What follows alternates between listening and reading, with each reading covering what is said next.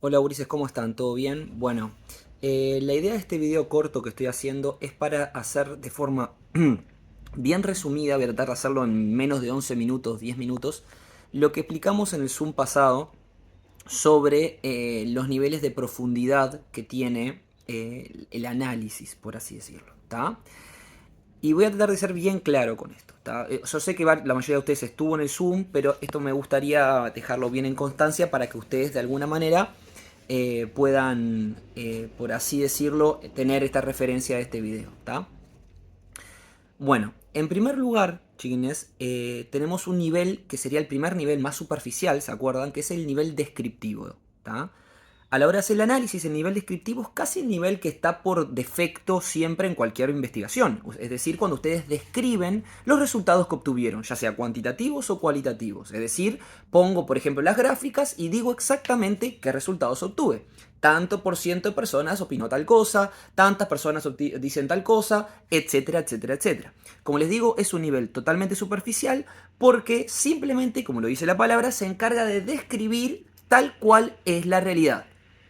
Algunas de las investigaciones de ustedes ya con ese nivel pueden responder a la mayoría de las hipótesis. Y de hecho, muchas investigaciones que tienen un buen trabajo de campo, en el sentido de que tienen varias encuestas, etcétera, y entrevistas, con solo un nivel descriptivo podrían llegar a contestar muchos de los objetivos, hipótesis y por lo tanto hacer la investigación. Pero siempre hay como unos niveles más que pueden ser muy enriquecedores si ustedes se deciden adentrar.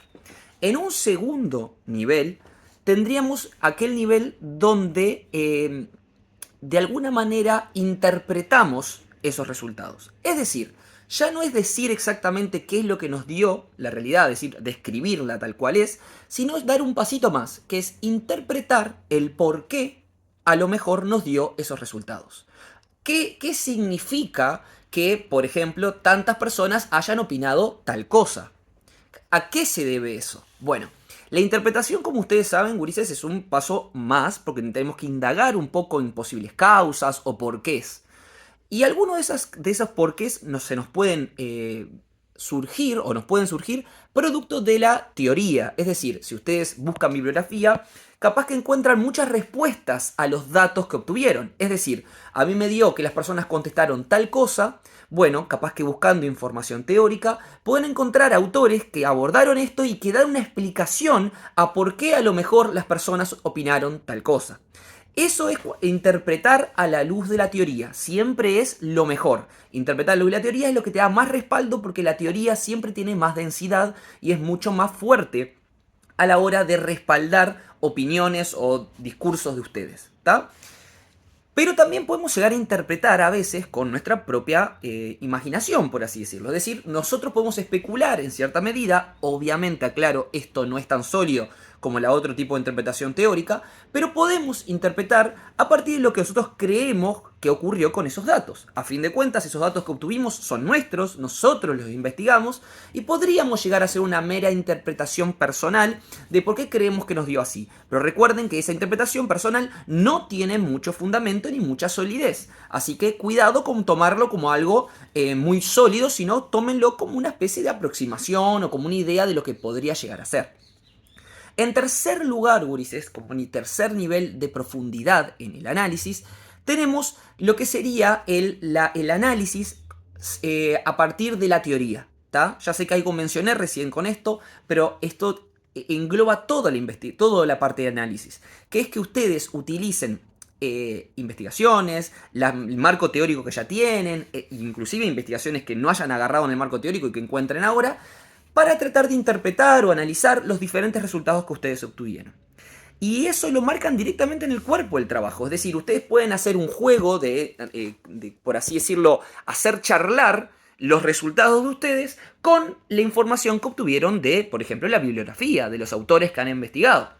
Esto es muy rico, Ulises, porque permite que los resultados de ustedes no sean solamente resultados tipo tirados y ya está, sino que permite que ustedes puedan comparar, por ejemplo, estos resultados con resultados obtenidos por investigadores previamente, por otras personas, por otros estudios. Por ejemplo, ustedes capaz que hacen un trabajo parecido al que se realizó en tal país, bueno, ustedes lo que pueden hacer es comparar, por ejemplo, los resultados de ustedes con los resultados de las investigaciones de esos países y ver, bueno, diferencias, similitudes, interpretar por qué ocurrió esto, por qué ocurrió lo otro. Es decir, chiquines, ya no solo describir la información o interpretarla a la luz de mi pensamiento personal, sino directamente analizar esa información que obtuve a la luz de ciertas teorías y ciertos autores y ciertos elementos.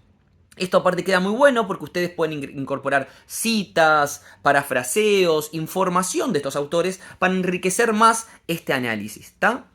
Y en cuarto lugar y último es lo que yo llamo el análisis mixto. Es decir, cuando ustedes, por ejemplo, intercalan, ¿tá?, la información cuantitativa que obtuvieron, por ejemplo, a través de las encuestas, etc., y la información cualitativa que obtuvieron a partir de, por ejemplo, las entrevistas.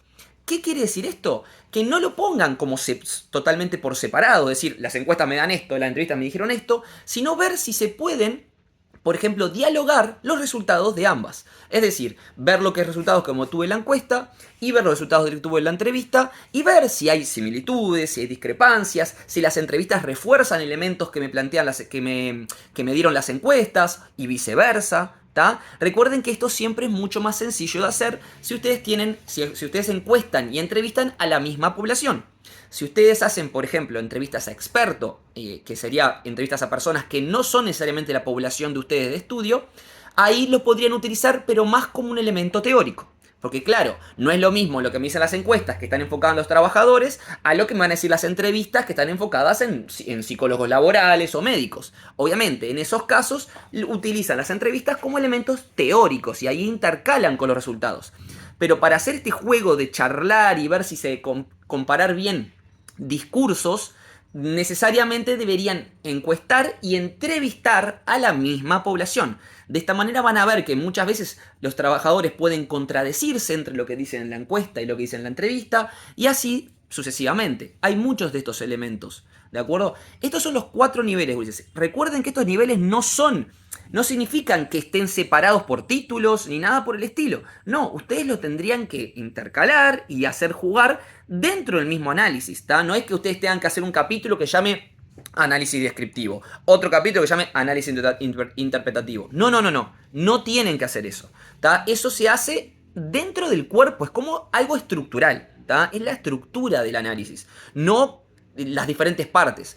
Ustedes, si quieren segmentar el análisis en capítulos, háganlo de acuerdo a las temáticas. Es decir, en este capítulo yo voy a analizar, por ejemplo, tal tema de investigación. En este otro capítulo voy a analizar otro tema y acá otro tema. Pero eso es por temática. No lo hagan por esto que yo acabo de indicar. Esto es solamente como un elemento estructural del análisis. ¿Hasta qué punto pueden ir ustedes con este análisis? ¿De acuerdo? Espero que se haya entendido, lo trataré de hacer de forma breve y sintética, es súper resumido lo que vimos en la clase pasada, así que esto lo tienen como un refuerzo para aquellos que no pudieron conectarse al Zoom o que no entendieron el Zoom, pues lo pueden ver acá de forma mucho más breve. Les mando un beso y cuídense.